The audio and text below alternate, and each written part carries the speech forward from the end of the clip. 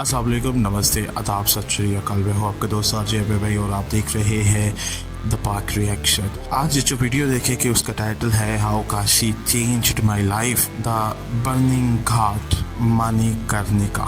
और ये वीडियो है निशांत परमार का। वीडियो का और चैनल का लिंक नीचे डिस्क्रिप्शन में मौजूद है, तो आप लोग वो भी जाकर देख लीजिएगा। बगैर किसी देरी के स्टार्ट करते हैं। अच्छा, तो गुरुजी आपसे बस एक आखिरी सवाल है कि आपके लिए बनारस क्या है?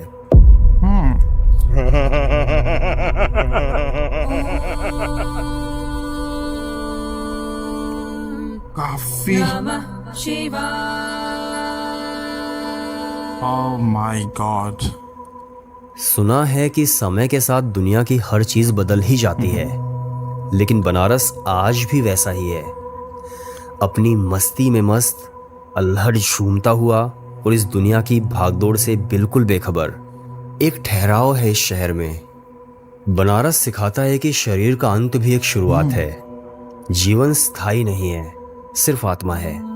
अगर खुद को समझना है तो मणिकर्णिका घाट जाना होगा और देखना होगा उन जलती हुई चिताओं को, तब तक जब तक कि जीवन का अर्थ आपके लिए शून्य ना हो जाए। वीडियो का स्टार्ट ही जो है वो पावरफुल है, और जिस तरह से उन्होंने नरेशन दी है। बनारस की यात्रा का अर्थ है अपने भीतर की यात्रा। सही और गलत को समझकर जिंदगी को और भी करीब से जानने की यात्रा। माना जाता है कि बनारस दुनिया के सबसे पुराने शहरों में से एक है।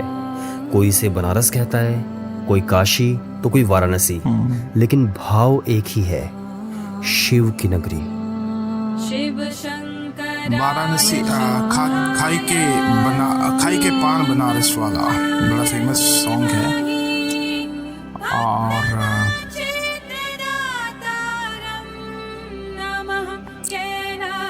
ये गंगा रिवर है साथ में।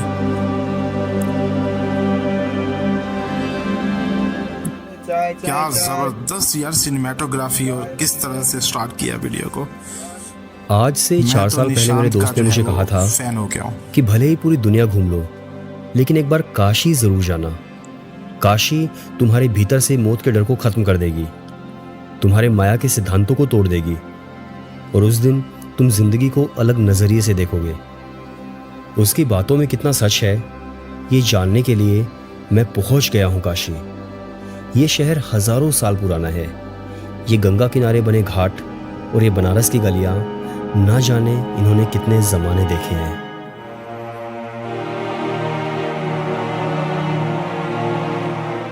इतना इंडिया घूमने के बाद अगर किसी शहर ने मुझे सरप्राइज किया है तो वो है बनारस, क्योंकि यहाँ पर आपको एक लाइफ का स्पेक्ट्रम दिखता है। बच्चों के खेलने से लेकर के चिताएं जलने तक सब कुछ घाट पर है। यहाँ पर किसी भी इंसान को ना जल्दबाजी नहीं है किसी भी चीज़ की। सब लोग आसानी से आराम से अपना काम करते हैं। जितने भी साधु आपको घाट पर मिलेंगे, कोई भी आपसे कुछ मांगेगा नहीं। अगर आप अपनी इच्छा से देना चाहो तो आप दे सकते हो। एक अलग शांति है इस शहर के अंदर। कुछ देर घाट पर घूमने के बाद अब शाम हो चुकी है।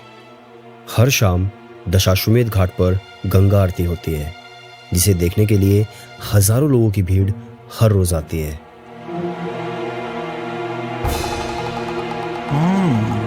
इतने ज्यादा लोग।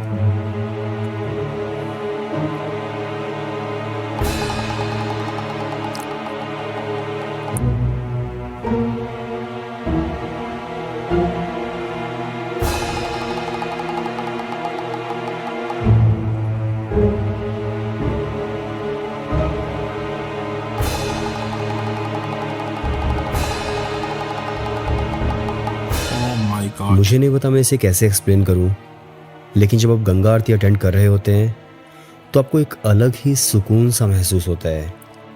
गंगा की मान्यता हिंदू धर्म में बहुत प्राचीन समय से है, और खासकर बनारस में जीवन की शुरुआत भी गंगा से होती है और अंतिम यात्रा गंगा पर ही खत्म होती है। जैसे जीवन और मृत्यु दोनों इसी धारा में बहते हों। ये है गंगा आरती।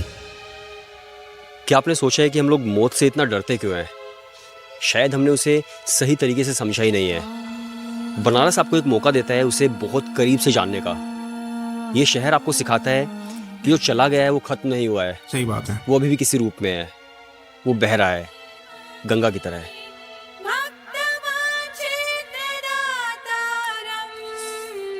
Oh my God. बनारस में सबसे पहले मैं जाता हूँ मणिकर्णिका घाट, जिसके लिए मैं बनारस आया था। जीवन का अंत या फिर एक नई शुरुआत। लोगों का मानना है कि जिसकी मृत्यु बनारस में होती है वो सीधे मोक्ष की प्राप्ति करता है और वो इंसान बार बार के इस जीवन और मृत्यु के चक्र से बाहर निकल जाता है। तो काफ़ी लोग अपने अंतिम समय में बनारस आते हैं सिर्फ मरने के लिए।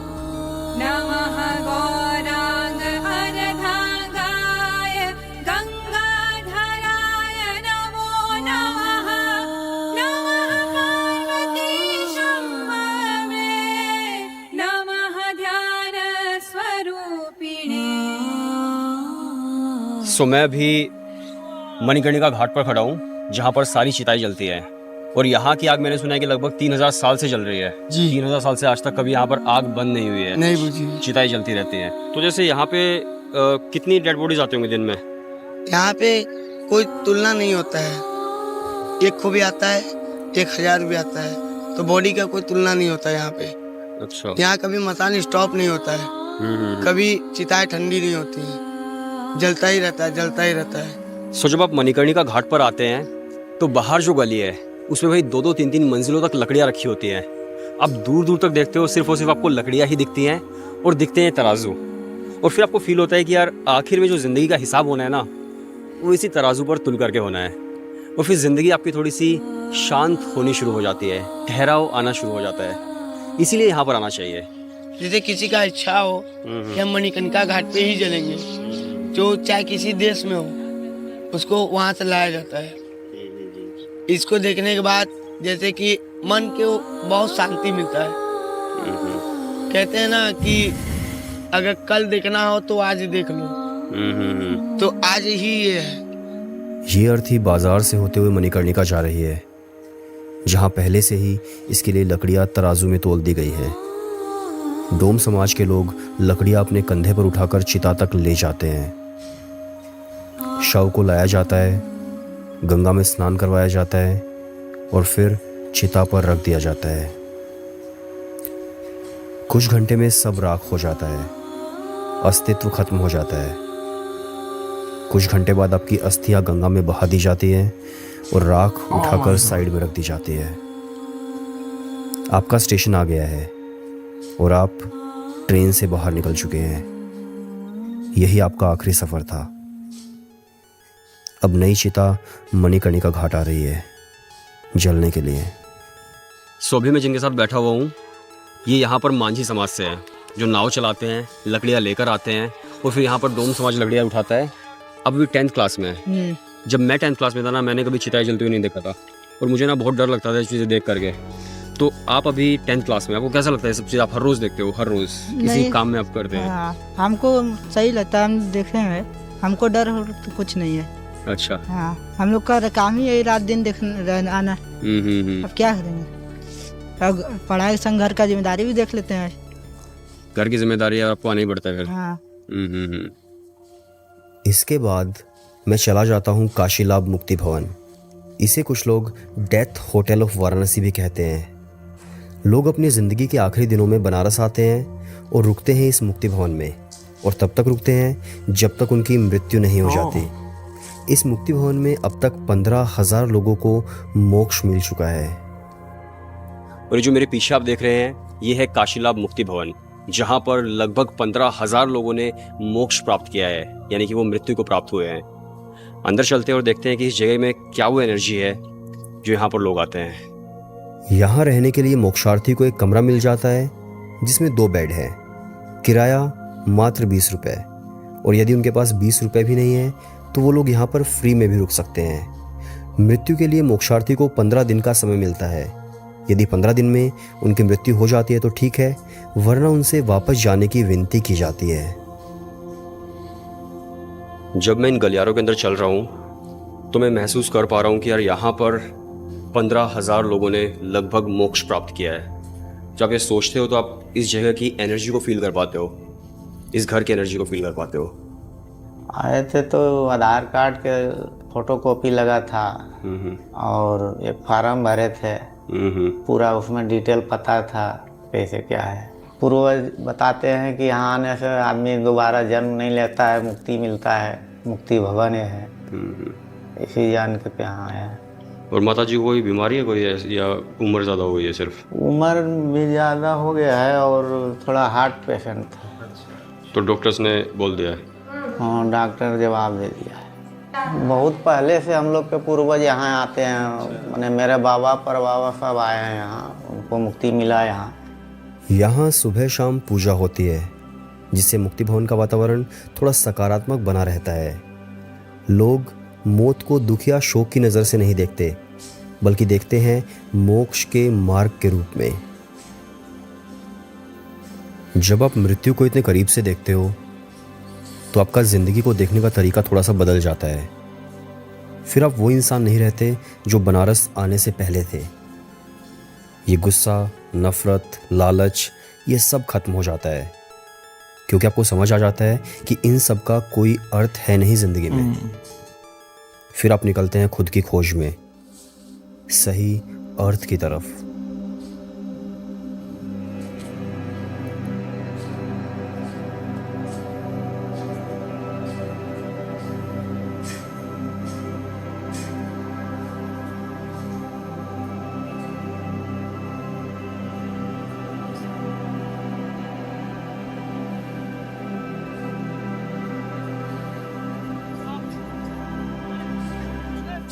इसका महत्व ये है काशी का, तो यहाँ मोक्ष भी होता है।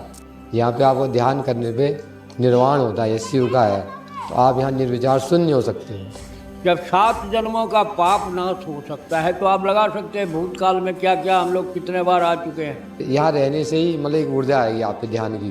काशी ढूंढे, प्रयाग मुंडे और गया पिंडे, मतलब काशी ढूंढने की जगह है। मेरा तो जन्म कर्म यही हुआ है and I am also heading 60 years. तो इतने साल होने के बाद हो सकता है मैं अपने 5% काशी को नहीं समझ पाया हूँ। तो ये ढूंढने की जगह है, आपको कई जन्म लेना पड़ेगा, तो थोड़ा थोड़ा ग्रेजुअल आपकी में कैपेसिटी बिल्डअप होगी और आप काशी को थोड़ा बहुत समझ पाएंगे। पहले नहीं मानता था, अभी मैं बहुत मानता हूँ। शिव शिवा। अगर आप यहाँ जन्म नहीं भी लिए हैं, अगर यहाँ आके अगर 2-4 साल भी आप रहेंगे तो कुछ न कुछ बाय इंडक्शन आपको काशी में मिलेगा और आप दुनिया के लिए वंडर्स क्रिएट कर सकते हैं। ये आप पे डिपेंड करता है। मेरा इस बार का काशी का सफ़र यहीं ख़त्म होता है। अगली बार आऊँगा फिर से बिना कैमरा और बैठूँगा घाट पर और देखूँगा इन कश्तियों को गंगा नदी में चलते हुए।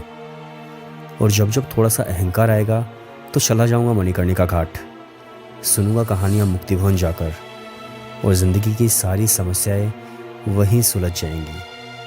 क्योंकि ज़िंदगी का आखिर में होना क्या है? एक तासले में राख भरकर साइड में पटक देनी है, यही होना है।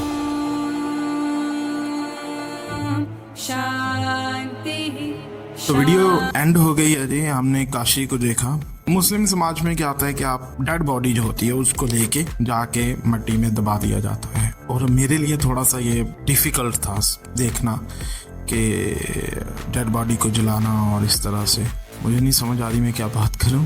एंड जिस तरह से वो बोल रहे थे, जिस तरह से उन्होंने पूरा हर चीज़ को बयान किया और उनका अंदाज़े बयान बड़ा ज़बरदस्त था। मैंने बीच में नोट ये भी किया कि उन्होंने जो उनकी तलफ़ुज़ था वो बड़ा ज़बरदस्त था। वज़ीर की आवाज़ को उसी तरह बयान कर रहे थे, ज़िंदगी और तराजू, इस तरह के अल्फाज उन्होंने बयान किए। तो वो वाकई में ज़बरदस्त किस्म से, मतलब उनका वे ऑफ टॉक कह लें, वे ऑफ नरेशन कह लें, वो ज़बरदस्त था। काशी जिसको बनारस भी कहते हैं, जिसे वाराणसी भी कहते हैं, वहाँ पर लोग जाकर अपने आखिरी दिन गुजारने की और अपनी ज़िंदगी को वहाँ पर उसका एंड देखने के ख्वाहिशमंद होते हैं। हिंदू समाज के लोग ऐसा करते हैं और ये एक मान्यता है वहाँ के लोगों की कि अगर वहाँ पर आपकी डेथ हो गई, यानी आप वहाँ पर मर गए, तो फिर आपको दोबारा जीवन नहीं मिलेगा। जो 7 जीवन होने हैं तो अगले जन्म आप पता नहीं क्या बन सकते हैं, उससे आपको मुक्ति मिल जाती है, यानी आप दोबारा उसमें नहीं जाते। करते हैं। तो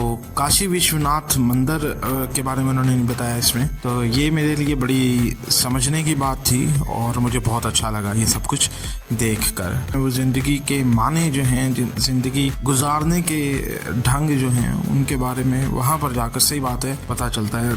जब आप लोगों का एंड देखते हैं ना, फिर उसके बाद आप समझ पाते हैं कि एक्चुअली लाइफ का मतलब क्या है, लाइफ के माने क्या हैं और इसकी इम्पोर्टेंस क्या है। आप पैसा जमा कर लें, आप कुछ भी जमा कर लें, आप जहाँ पर मर्जी चले जाएं, जब तक आप मौत को नहीं समझेंगे आपको कुछ भी समझ नहीं आएगा। ये जो पैसा है, दौलत है, ये सब कुछ किसी भी तरह से माने नहीं रखती हैं। जब आप ये समझ आते हैं कि ज़िंदगी का इख्तिताम क्या है, ज़िंदगी का एंड क्या है, और ज़िंदगी का एंड देखने के लिए आपको वहाँ पर जाना होगा जहाँ पर लोग जो हैं वो अपनी ज़िंदगी के आखिरी अयाम गुजारते हैं या फिर उनके मतलब आखिरी रसूमात अदा की जाती हैं।